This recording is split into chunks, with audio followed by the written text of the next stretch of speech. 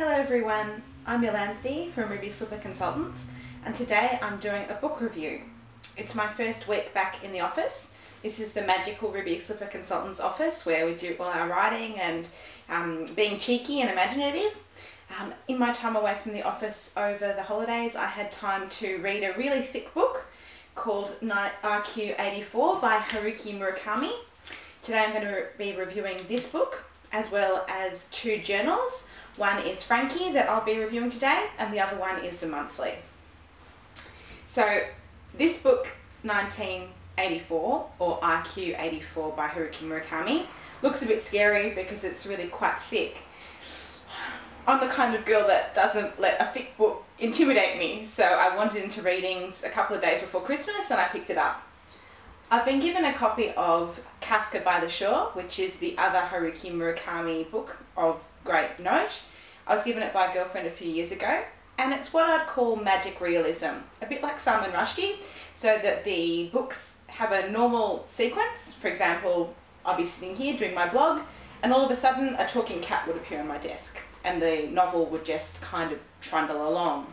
So this book has elements of magic realism, and it's about an assassin who is a fitness instructor, a young Japanese girl called Ayamami, and it's about a parallel life of a young bloke who is a mathematician but also a ghostwriter called Tengo.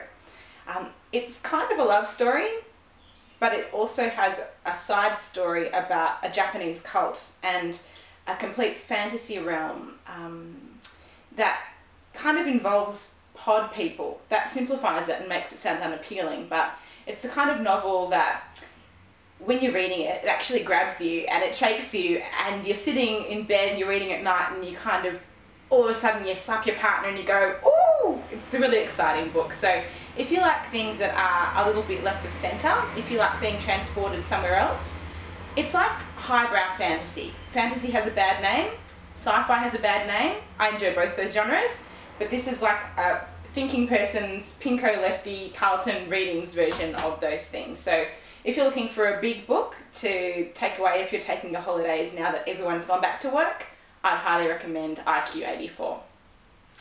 I really enjoy reading journals. I find that our normal newsprint, like The Age, the Herald Scum, those kind of things, they're not very entertaining literature, to put it mildly. I get most of my information from blogs, social media, America's journals, Wall Street Journal, Huffington Post. They're really rigorous intellectually, and I find that unusually their print media is actually more entertaining than our own. However, my two favourite publications in Australia are The Monthly, perfect for stylish hipsters, and Frankie. The Monthly, well, I read monthly, go figure. It's a summer reading edition, so it has a number of fiction pieces in it. There was a really moving one by Jeanette Turner Hospital. If you like short stories that kind of grab you by the scruff of the neck and leave you be wondering a couple of pages later, this is really entertaining. It challenges your mind. It's not necessarily easy reading The Monthly, but if you want to talk about more than the real estate market at your next dinner party, I'd highly recommend investing in a subscription. It also has a really good article about Cory Bernardi, who is the Liberal Senator who thinks that burqas should be banned because they obscure the face. He was on Q&A quite famously, some of you might have seen it. There's a really good article by ABC's Sally Neighbour in here about Cory Bernardi, as well as an article that I really enjoyed by Don Watson, who wrote Confessions of a Bleeding Heart, about his time being a speechwriter for Paul Keating. He is writing an article about what makes an education, and it pokes a bit of fun at the way that we have a lot of written accountability for teachers. There's a lot of KPIs for them to achieve, but is that actually educating our children? So, The Monthly, yes, it's great. If you like fashion and if you like micro local projects, you'll love Frankie. I find this really inspiring quite often because I like how Frankie invites you to kind of venture into people's lives in a little vignette.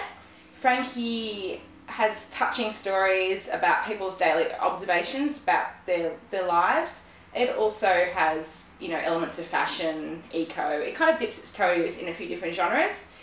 This particular Frankie isn't the best one that I've read so far, but it does have an array of inspiring kind of stories. If you are a fellow creative like myself, or if you do freelance work, the theme for this particular journal is do what you love and love what you do. So I don't think this will be current for very much longer. Oh, it says until February, so you can still pick up a copy. It also has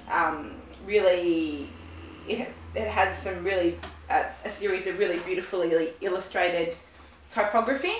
So if you like illustration, if you're into scrapbooking, I'm into scrapbooking, you might like Frankie Magazine in the long run because the quality of the paper is beautiful and you can cut out images to be able to use in any creative pursuits of your own. So Frankie this month is not the best, but also quite good. So this was my first Ruby Slipper book review as such. Stay tuned next month because I'm going to be doing a book review with one of Melbourne's most prolific bloggers, which I'm really looking forward to. Tell me what you thought about this one. If you have read IQ84, I'd love to find out what you thought of it. If you thought it was kinky, if you thought it was thought-provoking, if you thought it was bad. Just write your ideas at the Ruby Slipper corporate blog, which is ilanthigabry.wordpress.com. Thanks, bye!